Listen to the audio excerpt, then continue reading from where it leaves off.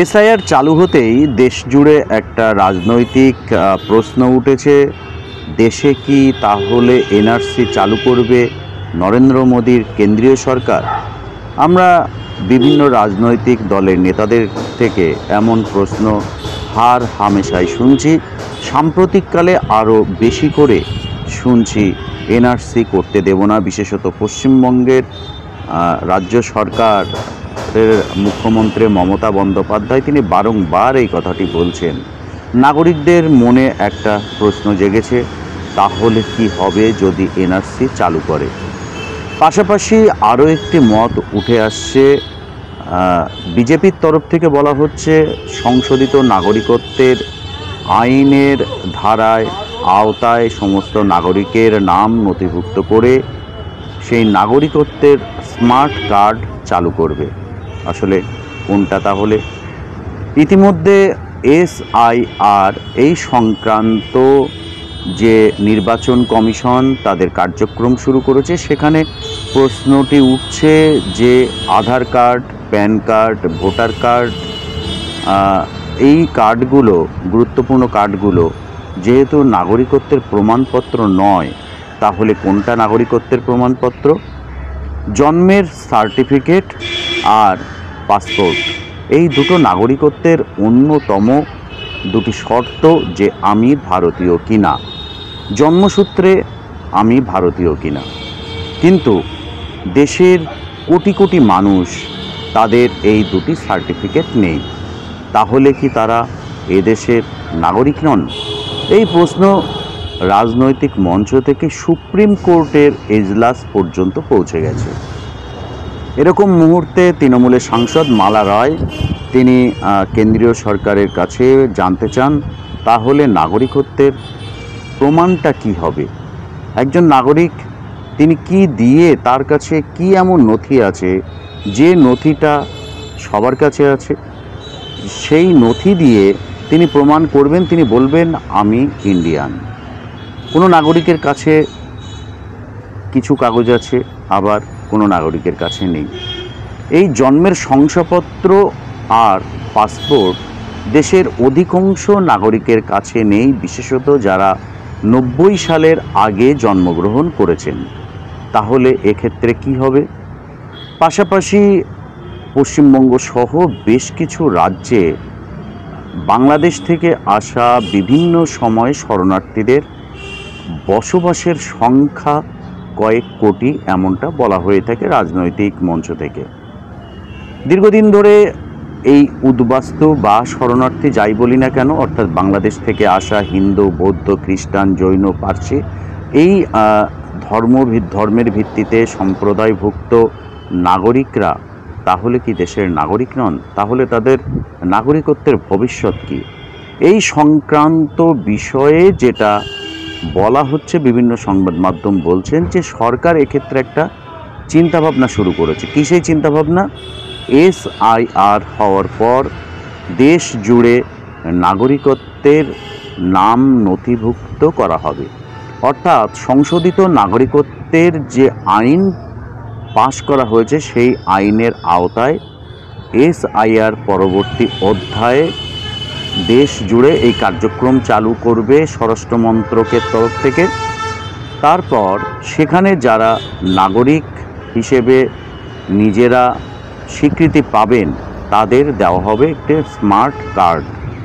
অর্থাৎ সেই smart card প্রাপকরাই কিন্তু নাগরিক। এক্ষেত্রে আমরা যারা এখনো পর্যন্ত সংশোধিত নাগরিকত্বের নাম নথিভুক্ত করিনি, তাদের উচিত হবে, বিশেষত যাদের নথি সমস্যা আছে, যাদের নথি নেই, তাদের জন্য অত্যন্ত গুরুত্বপূর্ণ সংশোধিত নাগরিকত্বের আইন মেনে যে নিয়ম, যে রুল ফ্রেম হয়েছে, সেই ফর্মটা ফিল আপ করে যদি নাগরিকত্বের আবেদন করা হয়, তাহলে সেক্ষেত্রে এখন থেকেই যদি আমরা করি, ভবিষ্যতে যখন প্রয়োজন হবে তখন দৌড়ঝাঁপ কম হবে, ভিড় এখন কম, তখন ভিড়ের মধ্যে দীর্ঘ সময় ব্যয় কম হবে। এবং যেহেতু সরকার সংশোধিত নাগরিকত্ব আইনের যে রুল, সেই রুল ফ্রেম সেটা কিন্তু ইতিমধ্যে অনলাইনে দিয়ে দিয়েছে এবং ফর্ম দিয়ে দিয়েছে। তো স্বাভাবিকভাবে এই আবেদন আমাদের যাদের নথি নেই, নথি বিভ্রাটে যে সমস্ত নাগরিকরা আছেন তাদের উচিত হবে, তাদের প্রয়োজন এবং গুরুত্বপূর্ণ পদক্ষেপ হবে যে তারা যদি এই আবেদনটি করেন। অনেক সময় আমরা রাজনৈতিকভাবে দেখি এর বিরোধিতা চলছে। একটা কথা মাথায় রাখবেন, আমি নিজে ব্যক্তিগতভাবে বেশ কিছুদিন আগে একটা ভিডিও দেখছিলাম যেখানে বলা হচ্ছিল বেশ কিছু জনপ্রিয় মুখ বিভিন্ন ক্ষেত্রের অভিনয়, শিল্প, সংস্কৃতি এরকম, তারা বলছেন আমরা নথি দেখাবো না। আমার প্রশ্নটা এখানেই, জানি না তারা কোন উদ্দেশ্যে, কোন জনগণের উদ্দেশ্যে কথাটি বলেছেন। আমরা যদি এরকম বলতাম বা তারা যদি বলতেন হ্যাঁ আমরা নথি দেখাবো, আমাদের নথি করে দেওয়া হোক। কেন বলছি কথাটা? কারণ আমার মনে হয়েছে রাজনৈতিকভাবে তারা এই বিরোধিতা করতে গিয়ে এই নথি দেখাবো না প্রচার করে মানুষকে বিভ্রান্ত করেছেন। কারণ যারা বলছেন তারা যখন বিদেশে যাওয়ার জন্য পাসপোর্ট তৈরি করেন, পাসপোর্টের জন্য এবং ভিসা করতে হয় পাসপোর্ট করার পর, তো সেক্ষেত্রে পাসপোর্ট করতে গেলে কিন্তু নথি দেখাতে হয়। আবার ভিসা করতে গেলে ইউরোপ, আমেরিকায় ভিসা করতে গেলে সেক্ষেত্রে বেশ কিছু দেশ আছে, সেখানে জমা দিতে হয় আমি ভারতীয় কিনা, অর্থাৎ নাগরিকত্বের শংসাপত্র জমা দিতে হয় আবেদন করার সময়। সমস্ত রকম ক্রাইটেরিয়া যখন ফুলফিল হয় তারপর মেলে ভিসা। তাহলে যে ব্যক্তিরা বলছেন নথি দেখাবো না, খোঁজ নিয়ে দেখুন তারা বিদেশে গেছে, তারা নিজেরা বলুক যে তারা কোন দেশে গেছে। এবং পৃথিবীর বেশ কিছু দেশ আছে যেখানে পড়াশুনো করতে, কর্মসূত্রে তাদের যদি যেতে হয় তাহলে সেই ভিসার আবেদন করার সময় নথি দেখাতে হয় কিনা। ইনফ্যাক্ট যে মুখগুলোকে দেখেছি সেই মুখগুলোর অনেকেই বিভিন্ন সময় বিদেশে গেছেন এবং ইউরোপ, আমেরিকার বিভিন্ন দেশে গেছেন। সেক্ষেত্রে তাদের নথি জমা দিতে হয়েছিল কিনা তারা বিষয়টি প্রকাশ্যে আনুক। আসলে রাজনৈতিক স্বার্থে আমরা যদি সব কিছুরই বিরোধিতা করি তাহলে বিভ্রান্ত হবে জনগণ, আর এক বিপত্তিতে পড়তে হবে বৃহত্তর জনসমষ্টিকে। সব কিছুকে আমরা যদি রাজনৈতিক স্বার্থে, রাজনৈতিক হাতিয়ার হিসেবে ইস্যু করে যদি বিরোধিতা করতে শুরু করি, তার খেসারত তো জনগণকেই দিতে হবে। যে নাগরিকরা এতদিন ধরে বলছিলেন, যে বিশিষ্ট নাগরিকরা বলা ভালো যে নথি দেখাবো না, এসআইআর চালু হয়েছে, তারা এবার কি করবেন, কি বলবেন? পারবেন? সরকার পারছে না, কিন্তু দেশের বিভিন্ন রাজ্য সরকার পারছে না আটকাতে এসআইআর। তো নথি তো দেখাতেই হবে, কি বলবেন এবার? বরং তারা যদি সচেতন করতেন সমাজকে, হ্যাঁ নথি দেখাবো, আমাদের নাগরিকদের নথি সরলীকরণ পদ্ধতিতে তৈরি করে দেওয়া হোক। এতটা দিন, এতটা মাস সিএ হয়েছে কিন্তু বহুদিন ধরে, তখন থেকেই এনআরসি করে আন্দোলন হয়েছে। 1985 সালে আসামে তৎকালীন প্রধানমন্ত্রী রাজীব গান্ধী আসামের একটি সংগঠনের সাথে এনআরসি চুক্তি করেছেন। কম নয় তো। আজ 2025, কত বছর হলো? 85 থেকে 25 হিসেব করুন, 40টা বছর। তারপরও নাগরিকদের কেউ কেন সচেতন করেনি? রাজনৈতিক দলগুলো, সিপিএম বলুন, কংগ্রেস বলুন, তৃণমূল বলুন, সমস্ত দল, বিজেপি, তারা কেন চেষ্টা করেনি? এখন হঠাৎ করে একটা বিরাট সংখ্যক সমষ্টির জনগণ বিভ্রান্ত হচ্ছেন, এর দায়টা কে নেবেন? ওই নথি দেখাবো না বলে যারা বিরোধিতা করেছেন তারা নেবেন, নাকি যে রাজনৈতিক দলগুলো আন্দোলন করেছেন, মিছিল করেছেন তাদের? আমি এরকম অনেক মিছিল দেখেছি যারা নথি দেখাবো না নানা রকম বিরোধিতা করেছেন।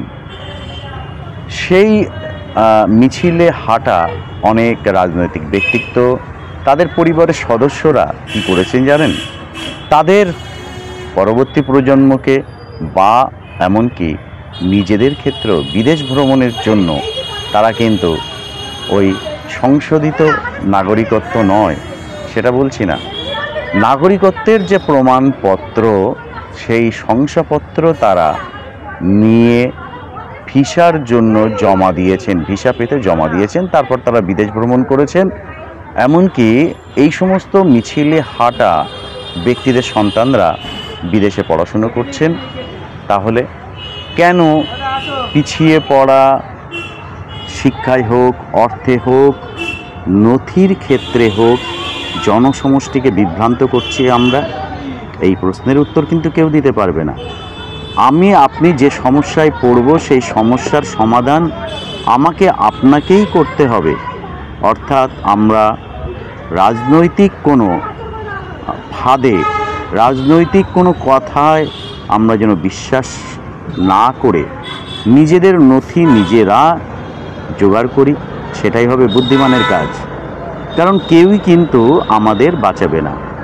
আমাদের এই দেশে রাজনীতিটা কোনটাকে ইস্যু করে করব, সেটা বাছাই করতে গিয়ে রাজনৈতিক দলগুলো এই ধরনের বিষয়গুলোকে ইস্যু করে, বিরোধিতা করে। সরকার যেটা করছে সব ক্ষেত্রেই আমাকে বিরোধিতা করতে হবে, কারণ আমি বিরোধী দল। আর এর জেরে যে বিপত্তি হয়, সেই বিপত্তির সম্মুখীন হচ্ছেন, নাজেহাল হচ্ছেন নাগরিকরা। আসলে দেখুন, রাজনৈতিক মঞ্চ থেকে শাসক হোক বা বিরোধী হোক, নেতারা যে কথা বলেন তার সাথে কিঞ্চিত মিল থাকে সরকারের যে নিয়ম বিধি আছে তার। একটা উদাহরণ দেই, আমরা গত 5 থেকে 7 বছর ধরে শুনে আসছি আমরা সবাই নাগরিক, বা আরও বলা ভালো 2014 সালে যখন বিজেপি ক্ষমতায় আসে, দেশের প্রধানমন্ত্রী পশ্চিমবঙ্গে এসে ঘুসপেটিয়া শব্দটি শ্রীরামপুরের সভা থেকে উল্লেখ করেছিলেন। বাক্স প্যাটরা নিয়ে ঘুসপেটিয়া, অর্থাৎ যারা অনুপ্রবেশকারী তাদের বাক্স প্যাটরা নিয়ে দেশ থেকে তাড়ানো হবে। সেই থেকে আজ অবধি চলছে, 14 থেকে 24 অলরেডি একটা দশক পেরিয়ে গেছে। কি পেয়েছি আমরা বলুন তো? বারংবার তো বলা হয়েছে যারা ভোট দিচ্ছেন তারা সবাই নাগরিক। ভোট দেওয়ার ক্ষেত্রে সবাই নাগরিক বলা হচ্ছে। ওই নাগরিক যখন পাসপোর্টের জন্য যাচ্ছেন ভেরিফিকেশানে ডিআইবির কাছে বা চাকরির ক্ষেত্রে, তখন তার শেকড় খোঁজা হচ্ছে তিনি নাগরিক নাকি নাগরিক না। অর্থাৎ সরকার, দেখুন, সরকারের থাকা ব্যক্তিগুলো তারা রাজনৈতিক মঞ্চ থেকে যে কথাগুলো বলছেন তার সাথে সেই সরকারের যে নিয়ম বিধি তার কোনো রকম কোনো সামঞ্জস্য মিল নেই। আমরা তো নাগরিক, আমাদের ভোটার কার্ড, আধার কার্ড এগুলো নিয়ে যাব। ভোট দিতে গেলে তো জমির দলিল নিয়ে যেতে হচ্ছে না, তাহলে পাসপোর্ট বা চাকরির ক্ষেত্রে কেন নিয়ে যেতে হচ্ছে?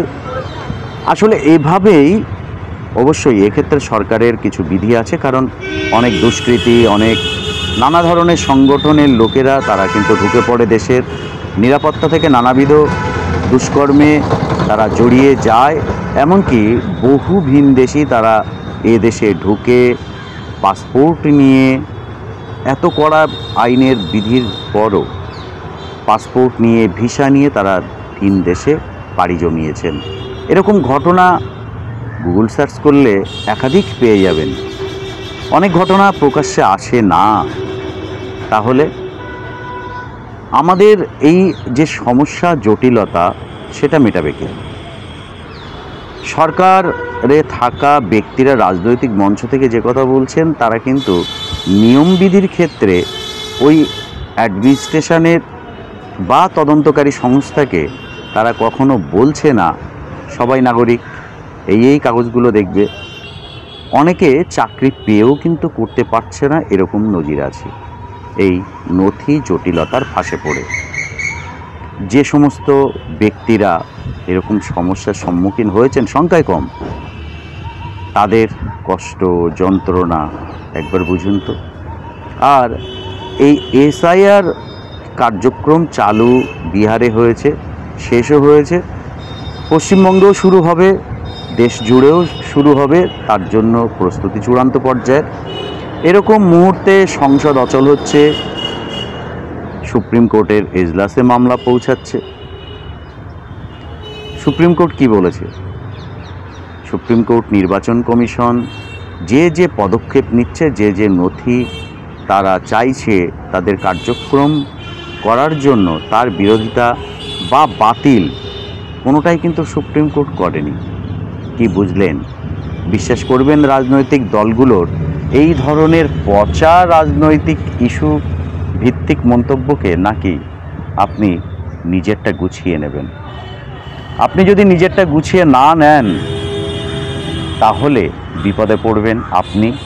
সিদ্ধান্ত নেওয়ার সম্পূর্ণ দায়িত্ব আপনার। অতএব সচেতন হন। কোনো রাজনৈতিক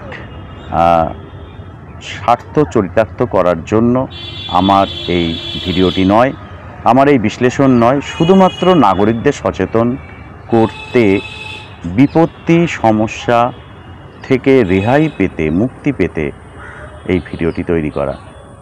কেমন লাগলো অবশ্যই জানাবেন, আর শেয়ার করবেন, সাবস্ক্রাইব করবেন চ্যানেলটি, আপনার মতামত জানাবেন অবশ্যই।